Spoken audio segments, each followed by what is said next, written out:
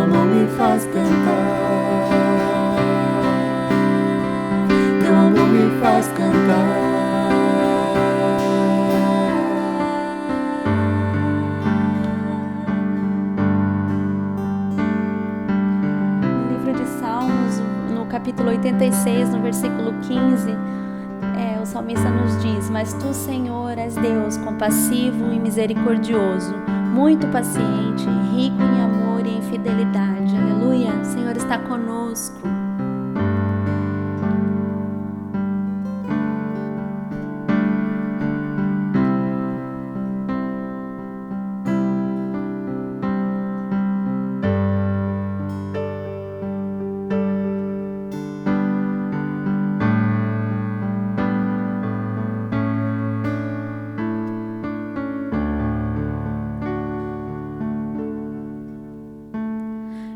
Sei que tudo podes, meu amado,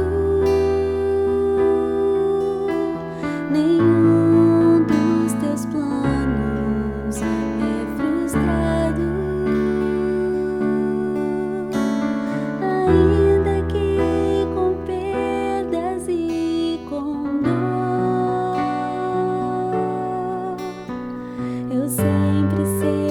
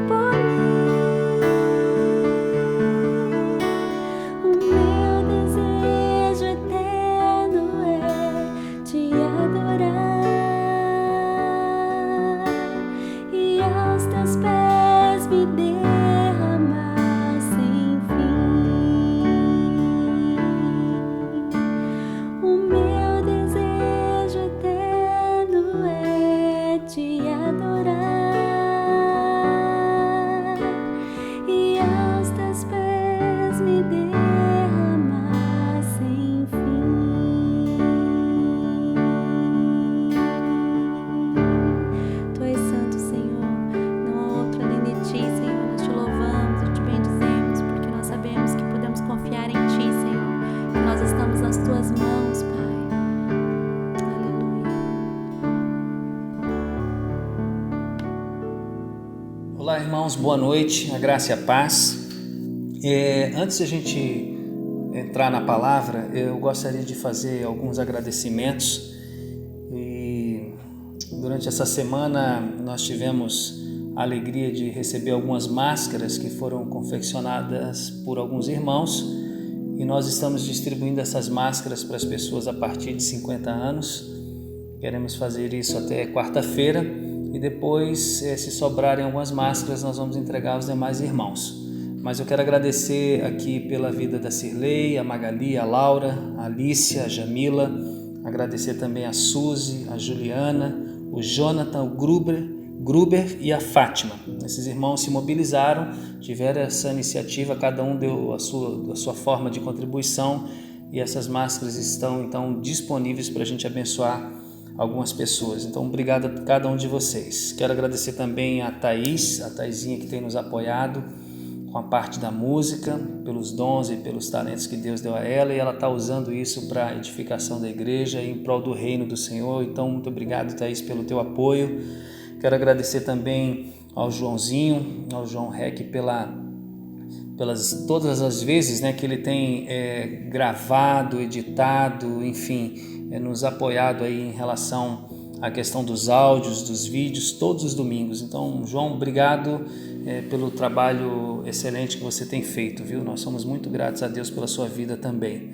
E quero também agradecer a todos os irmãos que estão trazendo as suas ofertas, os seus dízimos, aqueles que fazem por depósito, por transferência, alguns têm vindo aqui na comunidade. Enfim, a todos vocês o nosso agradecimento. Queremos dizer e ressaltar que isso é muito importante para que a gente continue honrando os compromissos da comunidade. A gente infelizmente não tem podido fazer os nossos cultos juntos, de celebração, mas os irmãos estão sendo fiéis e a gente precisa realmente de cada um de vocês, Todos vocês são importantes, toda colaboração, contribuição é válida, é importante e realmente nos ajuda a honrar os nossos compromissos. Então, muito obrigado, que Deus abençoe cada família, cada pessoa que está ofertando e dizimando aqui na comunidade evangélica das nações. Que o Senhor não deixe faltar nada sobre a sua vida e sobre a sua casa. É o nosso desejo, a nossa oração em nome de Jesus. Muito bem, nós vamos agora compartilhar a palavra. O tema da reflexão dessa noite é duplo olhar. Eu queria que você abrisse a sua Bíblia comigo no livro de Apocalipse. É só um texto de introdução, não é o texto principal da mensagem, mas Apocalipse, capítulo 3, versículo 17. O texto diz o seguinte: vocês dizem, somos ricos, estamos bem de vida e temos tudo o que precisamos, mas não sabem que são miseráveis, infelizes, pobres, nus e cegos. Eu gostaria de orar. Senhor, muito obrigado por essa oportunidade, por mais esse culto virtual, por esse momento em que a gente pode refletir na Tua Palavra e compartilhá-la com os irmãos. Eu oro e te agradeço por esse momento e peço que o Teu Espírito Santo, ó Deus, fale ao coração de cada um de nós. É a minha oração em nome de Jesus. Amém, Senhor. Amém. É interessante percebermos que muitas vezes temos um olhar completamente diferente da perspectiva de Deus.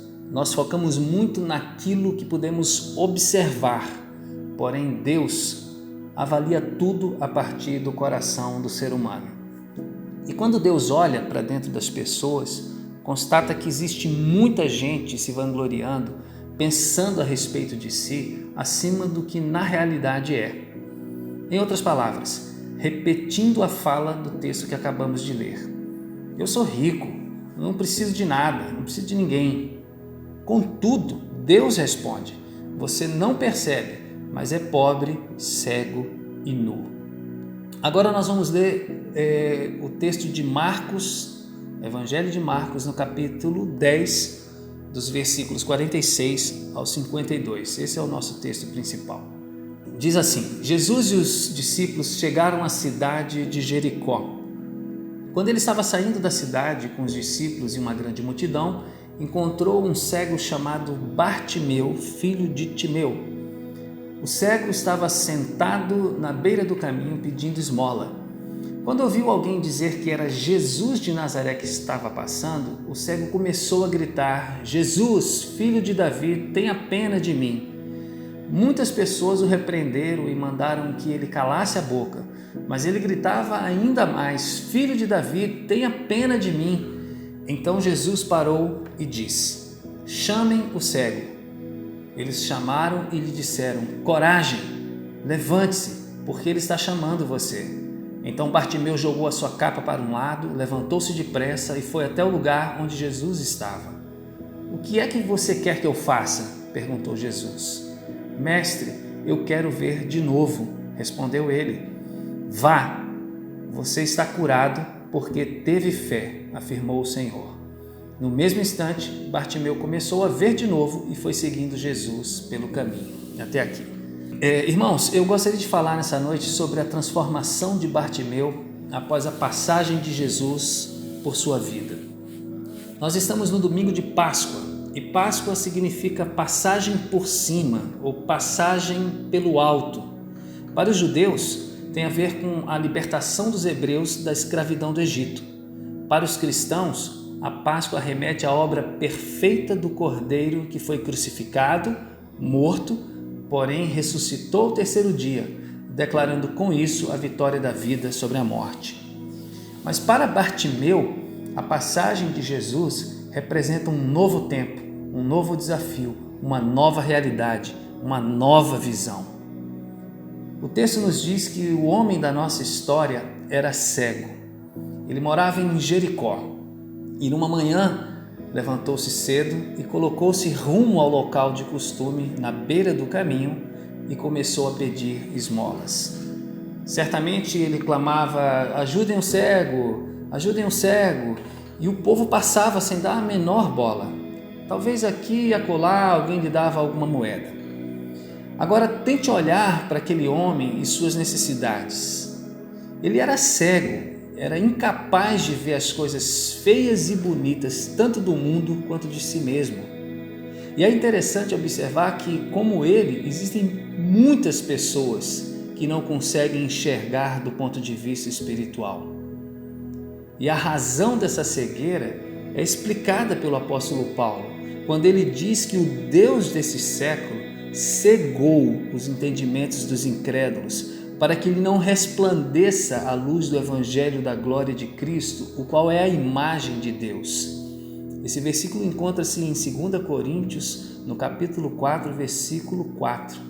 Ou seja, existe um véu sobrenatural impedindo a mente e o olhar espiritual das pessoas. E esta é a razão porque muitos não se rendem a Cristo, mesmo num tempo como esse de pandemia. Para essas pessoas, o Evangelho não faz o menor sentido. A mente delas foi afetada pelo pecado e os seus processos intelectuais foram contaminados e moldados pelo materialismo. É por isso que o Evangelho é tido como loucura para os que se perdem. Eu não sei quantas pessoas ouvirão o que eu estou dizendo nesse momento, porém eu tenho certeza que alguns dirão que o que eu estou falando é uma tolice, porque não encontram sentido no fato de que Cristo foi levantado numa cruz, mas ressuscitou para trazer salvação para a humanidade. Muitos ainda não entendem o verdadeiro sentido da Páscoa em Cristo. Realmente, Deus age de maneira completamente diferente do que nós imaginamos.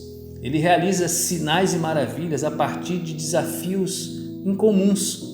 Você consegue encontrar sentido, por exemplo, na cura de pessoas que foram mordidas por serpentes, olhando para uma serpente de bronze? Pois é, Deus estava curando daquela maneira, pela fé, e ele estava ensinando a obediência ao povo hebreu naquela ocasião. A mesma coisa acontece com a cruz. Ela é loucura para o homem natural.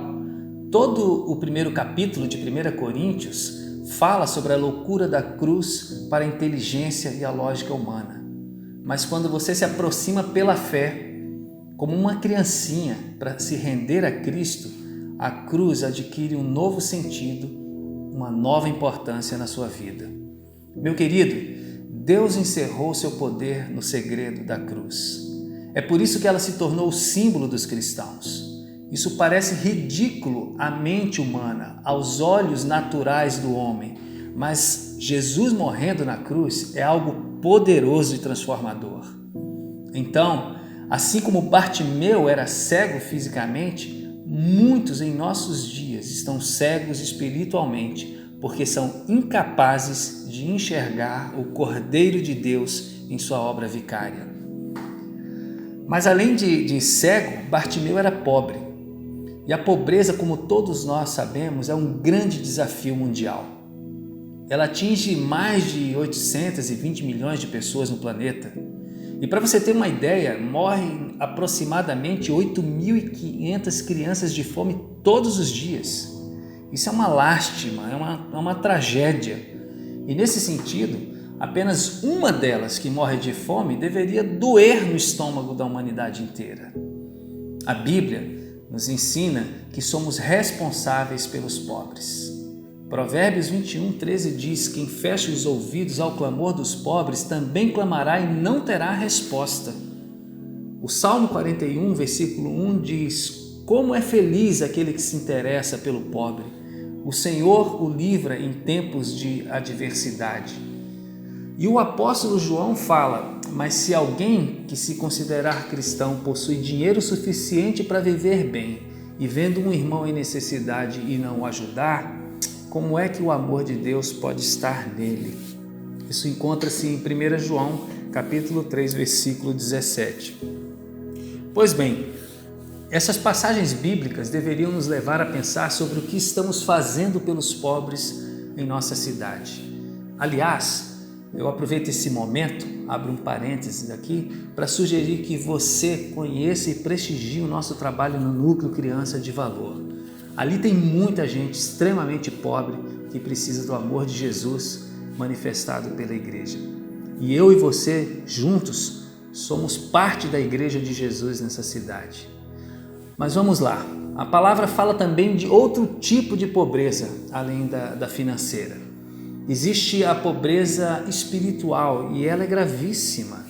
Jesus conta a história de um cara assim, que era muito rico e egoísta. Diz a Bíblia que chegou um momento da vida dele que ele disse a si mesmo: eu tenho tudo em abundância, eu não preciso de nada nem de ninguém, então agora eu vou curtir. Alma, descanse, beba e folgue-se, goze a vida e divirta-se. Em outras palavras, não se envolva com ninguém, não ajude projetos sociais, gaste apenas com você mesmo e com a sua família. Mas é interessante porque a palavra de Deus diz assim: mas naquela noite veio uma voz do céu dizendo: louco, essa noite te pedirão a tua alma. Este homem a quem Jesus se refere é um dos melhores exemplos na Bíblia da pobreza espiritual. Ganhou o mundo, mas perdeu sua alma. E Jesus deixa claro que isso é um péssimo negócio.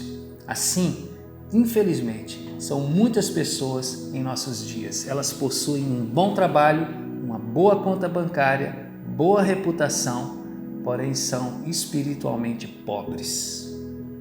Agora veja, Bartimeu não era apenas cego e pobre. Ele vivia numa situação desesperadora. Esse é o nosso último ponto dessa reflexão. Ele havia tentado achar a cura para sua doença, mas não tinha encontrado até então. Hoje, temos muitas pessoas nas mesmas condições, oprimidas pela vida, pelo sistema de valores desse mundo, gente sem propósito e significado para viver, gente sem respostas a tantas questões que são relevantes, gente sem esperança, que já tentou se preencher na religião, na filosofia, na psicologia, trocando de denominações, sempre correndo daqui para ali em busca de paz e alegria. Há muitos assim cruzando o nosso caminho. Existem várias pessoas dentro das nossas igrejas nessas condições. Pois bem, Bartimeu estava naquela manhã assim, cego, pobre e sem esperança. Mas, de repente, eu gosto muito dessa expressão, de repente, ele ouviu uma voz, ouviu uma multidão que se aproximava e soube através de alguém que era Jesus de Nazaré que estava passando.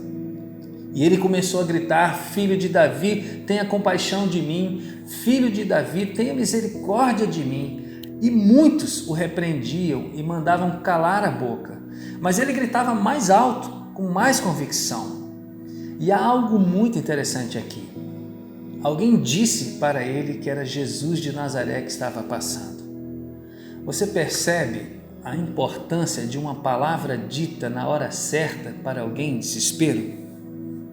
Nós não sabemos o nome daquela pessoa, mas ela trouxe a informação precisa que Bartimeu necessitava. Aquele alguém desconhecido disse: é Jesus de Nazaré. Às vezes, sabe, achamos que Deus não se importa tanto com as nossas palavras, mas não é verdade. Tudo que falamos para a glória de Deus é relevante. Assim sendo, é importante que você continue testemunhando.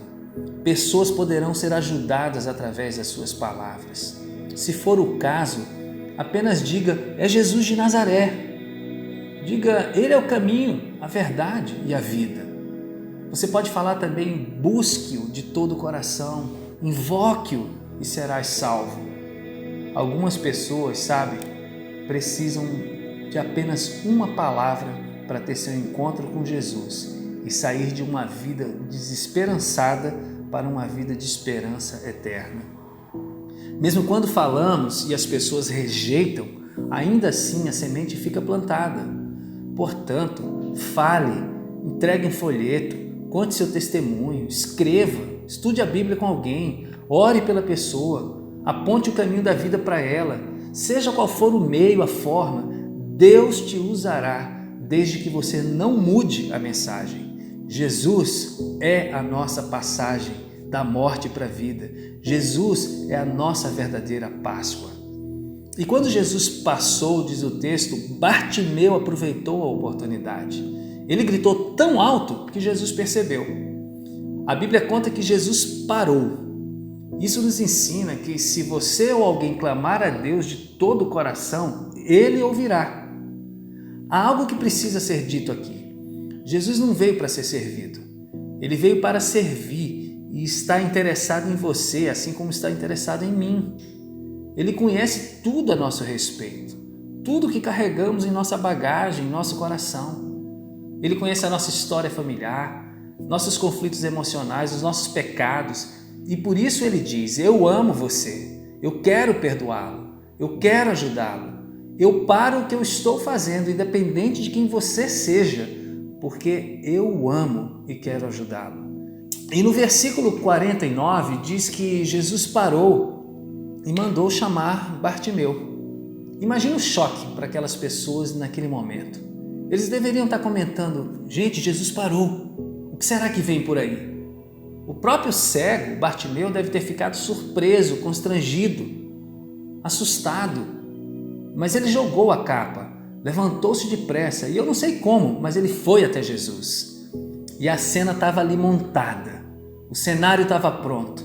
Um homem cego, pobre, desgastado, inválido, rejeitado, agora face a face com o Cordeiro de Deus que tira o pecado do mundo. E Bartimeu aqui, interessante, representa a raça humana, ou seja, eu e você. Então, Jesus pergunta: o que é que você quer que eu faça? Jesus sabia que ele era cego, mas sabia também que ele já estava acostumado com aquela condição precária. A pergunta, na verdade, era uma oportunidade para o próprio Bartimeu. Jesus queria saber se ele estava disposto a ter uma nova vida, uma vida transformada, com novas responsabilidades.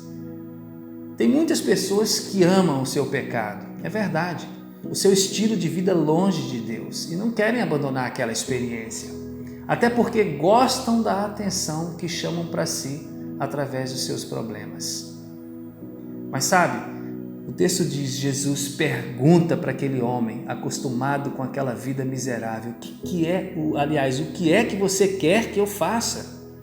E Bartimeu diz: eu quero ver, sim, eu quero ver de novo, eu quero ser transformado. E Jesus cura imediatamente a Bartimeu e ele o segue pelo caminho. Meu irmão, minha irmã, Jesus está vivo e o Espírito Santo está agindo nesse exato momento ao redor do mundo para transformar as pessoas. Eu não tenho a menor dúvida disso. E a pergunta que ele está fazendo é: o que é que você quer que eu faça? Essa é a pergunta que vem sendo repetida em cada encontro de Jesus, através do seu Espírito Santo com as pessoas. O que é que você quer que eu faça? Agora nós é que precisamos responder. E qual é a minha resposta? Qual é a sua resposta? Qual será a resposta das pessoas a essa indagação do Espírito Santo, a esta indagação de Jesus? Veja bem, Jesus quer nos transformar por completo e não apenas curar as nossas doenças e as nossas feridas. Existem outros desafios para quem deseja andar com Ele. Porém, é importante saber que nenhum desses novos desafios serão enfrentados sozinhos. Há uma verdade que precisa ser dita aqui. Quando nós nos encontramos com Cristo, temos a ajuda do Espírito Santo, da Palavra e da Igreja em todo momento da nossa jornada. E é através dessa ajuda contínua e poderosa que nós vamos experimentando a transformação dia após dia. Então, a partir daí deixamos de ser cegos, pobres e desesperados e passamos a experimentar uma nova vida em Cristo. E que vida preciosa, maravilhosa é essa, não é, irmãos? Pois bem, queridos, é exatamente isso que Deus deseja, que as pessoas possam ter os seus olhos abertos, possam ser enriquecidas e revestidas pelo Senhor, assim como foi Bartimeu, assim como fui eu e assim como você também foi. Pois a oportunidade está aí. Jesus está passando pelo mundo nesse momento de turbulência e o meu desejo é que a terra experimente o perdão que vem dele e a cura que vem das mãos do Senhor. Esse é o meu desejo, esse é o desejo da igreja. Essa tem sido a oração da maioria das pessoas nesses dias, nesses tempos, que as pessoas encontrem-se com Deus, sejam curadas, sejam perdoadas, sejam transformadas. E é por isso que eu e você precisamos continuar levando o Evangelho, puro, simples, mas poderoso e transformador Evangelho de Cristo Jesus. Esse é o nosso desejo, essa é a nossa oração. E eu quero terminar essa reflexão orando com você. Amém? Vamos orar juntos. Senhor, obrigado pela oportunidade de ouvir a sua palavra mais uma vez. Eu oro, Senhor, te agradecendo pelo privilégio que o Senhor me dá de compartilhá-la com os meus irmãos. Eu oro também, Senhor, e peço que essa palavra alcance novos corações, outras pessoas que ainda não te conhecem, ou talvez tenham te conhecido de uma maneira distorcida. Pai, eu oro e peço ao Senhor que essa palavra, ao ser semeada, compartilhada, eu oro para que ela possa encontrar lugar, Deus, no coração dessa pessoa que vai ouvi-la. Eu oro, Deus, e peço que o Senhor passe pela vida dessa pessoa e que o Senhor possa, Deus, realmente levar a ela o teu perdão e a tua cura. Senhor, que a vida dessa pessoa seja transformada, que a vida dessa pessoa, Deus, seja completamente transformada, que ela se torne um seguidor de Jesus, um filho amado, um discípulo fiel. Pai, eu oro e peço que o teu Espírito Santo, Senhor, possa soprar essa palavra, Senhor, a muitos corações. Pai, abençoa as nossas vidas, abençoa, Deus, a igreja, ó Deus, e abençoa esse mundo que ainda está perdido. Há tantas pessoas perdidas, Senhor. Há tantas pessoas, ó Deus, que ainda se encontram cegas, que ainda, Deus, vivem numa pobreza espiritual lamentável, que ainda, Deus, estão desesperadas à procura, Deus, de preencher o vazio do seu coração. Senhor, nós temos a Cristo. Nós temos o Espírito Santo, temos a palavra, temos o conforto da igreja. Por isso, Pai, te pedimos em nome de Jesus, que o Teu Espírito Santo convença, Pai, essas pessoas do pecado, Pai, da justiça e do juízo, e que elas experimentem, Senhor, a alegria da salvação em Jesus. Pai, eu oro, Senhor. Pai, mais uma vez, muito obrigado por esse momento de reflexão, por esse momento de compartilhamento. Nos abençoe em nome de Jesus, mas sobretudo aqueles que estão em desespero. Alcança esses corações, transforma essas vidas, em nome de Jesus, Pai. Amém, Senhor. Amém. Que Deus nos abençoe, que a gente possa ter uma semana de vitória. E não se esqueça, todos os dias, de segunda a sexta-feira, um dos pastores está de plantão na SEM, das 14 às 17 horas. Se você precisar, por favor, ligue ou venha conversar com a gente. Estamos à sua disposição, ok? É isso, irmãos. Abraços e uma boa noite a todos.